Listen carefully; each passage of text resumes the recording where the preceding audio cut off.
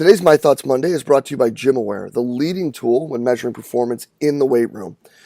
Guys, VBT is all the craze right now. It's a hot, sexy topic, although it's something that's been around for a while. And the man who wrote the book on velocity-based training, Brian Mann, has called the GymAware the Rolls Royce when it comes to velocity measuring devices. Guys, the ability for you to shoot all your information right up into the cloud and store it right away is enough for me right there to make sure that this is something that I had in my weight room. Putting things together with instant feedback as to how the reps are being performed. On top of that, with the x-axis correction, so you don't have to necessarily worry about direct positioning when you're performing the exercises. Tying that in with the visualization of everything and the ability to allow the athletes to compete. Make this an absolutely stellar tool and something I couldn't recommend you having in your weight room enough.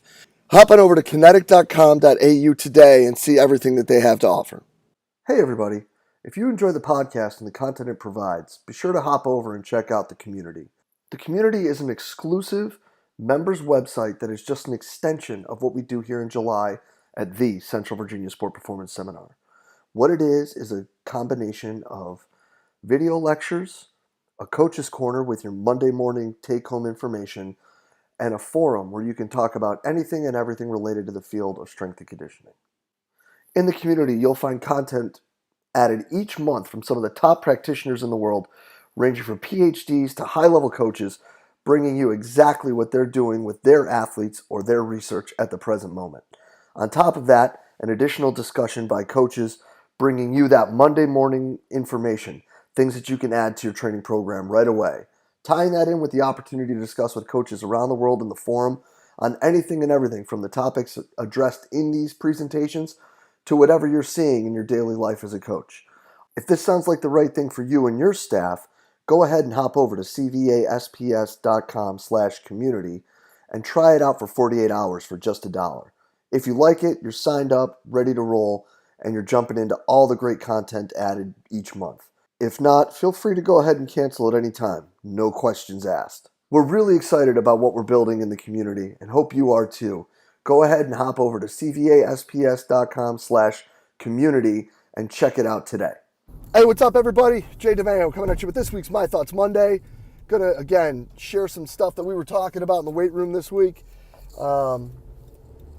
Really lucky to have like a forward-thinking, openly conversing staff to work with at the institute that I'm part of right now. And even more lucky to be able to share these conversations that we've had with all of you in order to help drive better discussions and hopefully help us find better answers too. But before I get going, shout out to everybody working in the basement. Appreciate you being so open and allowing us to do this. Back to the subject at hand.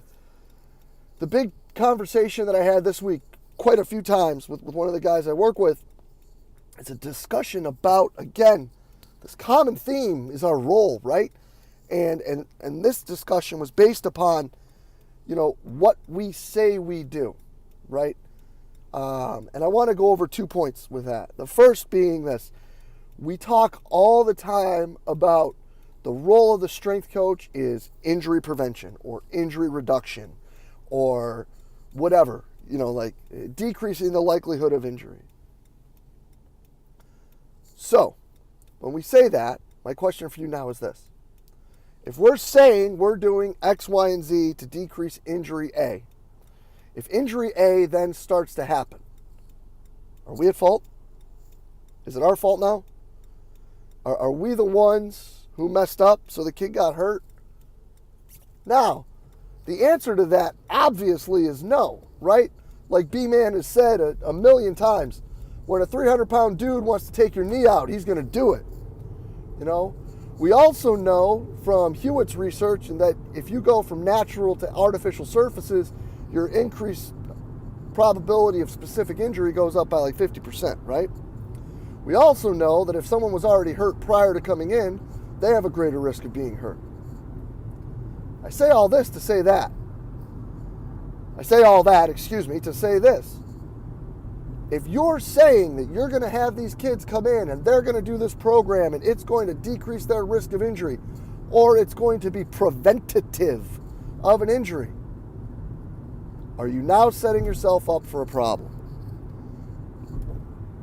Because even the people who talked so much about like injury prevention, and then that turned into like functional training and all of that stuff, even they have talked about how proper programming in and of itself is the best form of injury prevention, right?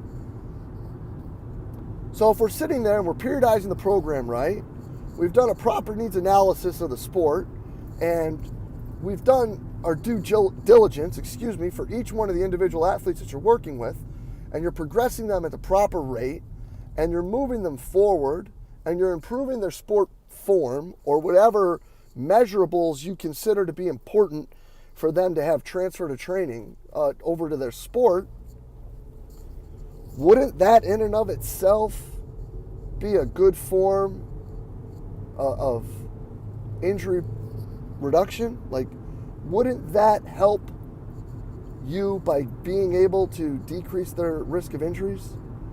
I guess what I'm saying is, shouldn't injury reduction and shouldn't that whole idea just be a simple byproduct of what we're doing? Why do we want to have that be in the forefront of what we are doing? And I think the fact that we've looked at that and we've said that that needs to be the primary objective or the number one goal or whatever the hell we want to call it now, has led away from a lot of us doing a lot of things that are going to help increase their ability to perform better. I think now it's brought more of that excessive type PT realm into what we do, and has really blurred the lines in many places for what strength coaches do versus what they don't do. And that then leads to problems, right? When you're starting to step on the sports med's toes, that's not a good thing, man. You know, and even if you're not, if they believe that you're stepping on their toes and you're kind of crossing that boundary a little bit, that's not a good thing. So I don't know if that's the best way that we could word things. And I think that that might be leading us to, again, more problems and more difficulty with how we assess ourselves. Because that would be like saying Team X last year had 7 ACL injuries. Team X this year only had 2. Does that mean the strength coach did a better job with this team this year? Or the team last year? What if the team last year, even though they had more than triple the injuries, had a better record, won a championship, went far in a tournament? You know, like, what about all of these other things that actually, like, matter at the end of the day? Not that the health and well-being of a student athlete doesn't matter. You understand what I'm getting at. But these things that matter, right? Wins, championships, tournament appearances. What if those, quantifiable things that are seen in the public more often are decreasing, but your injury risk went down or your injury volume went down? Again, now are we going to say that, that the strength coach was responsible for the wins? Of course not. Are we going to say the strength coach was responsible for the injuries? Some would, but I'd hope not. So that I think is a really important question to ask. I mean, we look at a lot of these things and we try to make variables be constants. And that's not right. I think the better way that we could do it is to talk about what we are measuring and how we improve that and how it impacts their performance. Again, we should be doing things that help decrease the risk of injury for the athletes you work with, right? Of course. Basketball players need to do things to help take care of that patellofemoral area. They need to do things to take care of their ankles. We need, for most female field sports, need to be looked at to do some sort of ACL type preventative activity, right? Whether it be like your FIFA 11 or whatever, some sort of activities that have been shown to help decrease these things.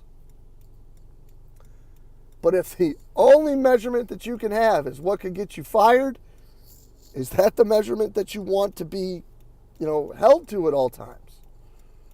Or do you want to be responsible for improving their performance and having metrics that you look at there and have them possibly piggyback and tie into those other byproducts that we can look at to help with the performance and health of our student athletes? Because as we all know, health and performance are two totally different things. So that's kind of what we were getting at in the conversation, because this team in particular had a run-in with a bunch of ACL injuries. This team in particular won a championship. That team last year, I think, had a quarter of the injuries that it had this year. Didn't win a championship, though. So I don't know. I don't know what the answer is. I mean, obviously, no one wants anyone to get hurt. Obviously, we all want the best for the student athletes and the athletes that we work with. But I think that if we're going to define ourselves by coming into a weight room or onto a track or a turf or a court or whatever the hell it is and say, we're going to do this so you don't do that, well, when that happens, what's the next outcome? If you're saying if P then Q, if P doesn't happen, then what ends up being Q? So, I don't know, guys. We talked about this legitimately 3 different times for at least a half hour this week. So I wanted to share it with you. I hope that you guys at least think about it a little bit and contribute to this discussion for us. Help us out, because I'd love to hear your thoughts on it. Mostly because I think we need to talk about it more. Again, what is our role? If you're going to say it's strictly injury prevention, then we've got some issues that we need to talk about. If not, then we need to figure out how to evaluate those and how we need to evaluate ourselves, as always. But that's another talk for another day. As always, I appreciate everything y'all do for us here at Central Virginia Sport Performance. We'll be back next week with another My Thoughts Monday. I'll see you then.